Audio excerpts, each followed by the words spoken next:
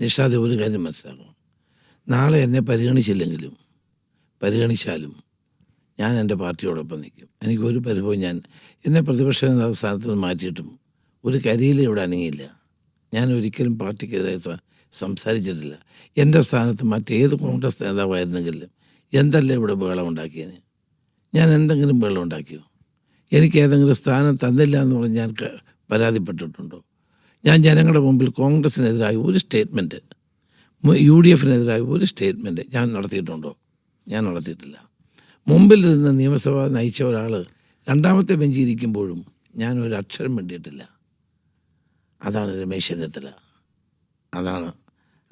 അതാണ് എൻ്റെ പ്രകൃതവും എൻ്റെ സ്വഭാവവും. അതാണ് ഞാൻ രണ്ടാമത്തെ ബെഞ്ചിൽ നിന്നും പാർട്ടിയെ ഡിഫെൻഡ് ചെയ്തുകൊണ്ട് ഞാൻ സംസാരിക്കുകയാണ്.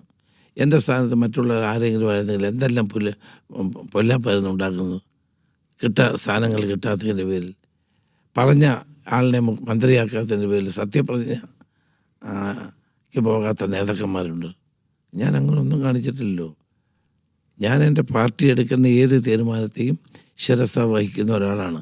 അതുകൊണ്ട് എന്നോട് പലരും പറഞ്ഞു നിങ്ങൾക്ക് കൊണ്ട് നഷ്ടമുണ്ടായി. ഞാൻ ലാഭനഷ്ടം നോക്കി പ്രവർത്തിക്കുന്ന ഒരാളല്ല നിഷാദ്. പാർട്ടി ഏതെങ്കിലും ദൗത്യം ഏൽപ്പിച്ചാൽ അത് ചെയ്യും. ഏൽപ്പിച്ചില്ലെങ്കിലും സാധാരണ പാർട്ടി പ്രവർത്തകനെ, ഇപ്പോൾ ഞാനൊരു സാധാരണ പാർട്ടി പ്രവർത്തകനെ പോലെയാണ് പ്രവർത്തിക്കുന്നത്. എനിക്ക് വലിയ സന്തോഷമാണ്. കാരണം എവിടെ ചെന്നാലും ആൾ കൂടും, അവരുടെ സ്നേഹം കിട്ടും, അവരെന്നെ ഇഷ്ടപ്പെടുന്നു. അതല്ലേ വലുത്. അല്ല എന്ന് വെച്ചാൽ ഞാൻ സന്യാസിയൊന്നുമല്ല. അങ്ങനെ തെറ്റിദ്ധരിക്കുക. അതിനാൾ വിചാരിക്കാൻ പിന്നെ കള്ളത്തരം പറയാം. അങ്ങനെയൊന്നുമില്ല. സന്യാസിയൊന്നുമല്ല. രാഷ്ട്രീയത്തിന് നമുക്ക് അംഗീകാരം വേണമെന്നും സ്ഥാനമാനങ്ങൾ വേണമെന്നും പൊസിഷൻസ് വേണം, നമുക്ക് ആഗ്രഹമുള്ള ഒരാൾ തന്നെയാണ്. അല്ലെങ്കിൽ ഞാൻ വെറുതെ കപട്യം പറയാൻ തിരിക്കും.